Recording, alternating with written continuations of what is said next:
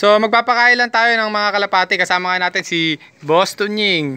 Ayan. So papakain tayo. Pakita ko lang sa inyo yung pagkain na ibibigay natin. So ayan. Kung napapansin nyo, wala pang ganong sap. Kasi magsisimula pa lang tayo ng training. So sa katapusan ng June siguro start na ng training. Sa South nga pala yung karera. At yan yung pinapakain nga natin sa mga panlaban. Nire-ready natin, 8 yung panlaban natin. Isa dito, tapos isa doon sa kawayan sa bungad. Bali 2 kulungan yun eh. Isa dito tapos 6 doon sa kabila. So pakita ko sa inyo. So ayan, ito lang ang pinapakain ko lang. So sobrang sustansya nga nito. Kahit anong gawing batak nyo sa ibon, talagang hindi basta-basta liliit yung katawan.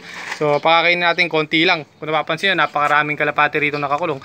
Pakakainin natin na isang taka lang. Ito lang. So pakainin mo na, boss. So ganyan lang yung halo ng pagkain nga natin. At pagka medyo malayo na, saka lang natin dinadagdagan ng sap. Sa ngayon, ganyan lang muna. Hindi pa naman lumalayo eh. Ayan, nakita nyo. So kung napapansin nyo, yung iba dyan may tape. At sinasanay pa lang natin. Yung iba naman nasanay na, kaya natanggal na yung tape. Ayan. So ayun yung una nating ibon. Isang taka lang yan.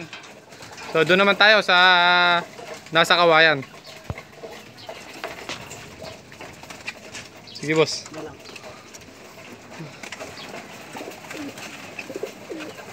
So isa lang doon yung panlaban nga natin, yung batik. Ayan yan, yung bungad na yan. Tapos dito isa lang din. Ayaw ng ano. Ayaw na magpalagay. Sige, lagyan mo na rin yung kabila, boss.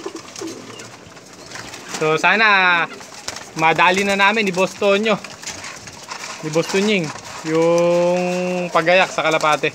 So tinututukan naman na natin kahit paano. Ayan. Tapos dito naman, ito yung ilalaban natin. Sobrang bata. Hindi pa nagpapalit ng balahibo. So young bird kasi yan, pipilitin lang natin, ipipilit natin na mailipad. Sobrang crowded naman sila dito. Ayan.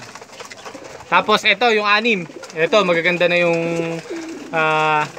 edad nga nung 6 na panlaban nga natin dito. Bali 8 yun. 6 dito, isa dito yung choco, ito yung bata. Saka isa dun, yung batik. So ayun lang yung pinakakain natin. Puro isang taka lang yan. Kung napapansin nyo, kadami nilang kalapati, pero isang taka lang yung binibigay nga natin. So ganun kasustansya yung pagkain na binibigay nga natin. Talagang nami-maintain natin yung ganda ng katawan ng kalapati. Basta kahit konti yung binibigay natin, basta maganda yung pagkakahalo nyo. So hanggang dito na nga lang muna, guys. At i-update ko na lang kayo pagka road training na kami bago mag-start yung training nga ng club. So unahan natin ang road training para hindi ganun mabigla yung kalapati nga natin. So ingat kayo, guys. God bless.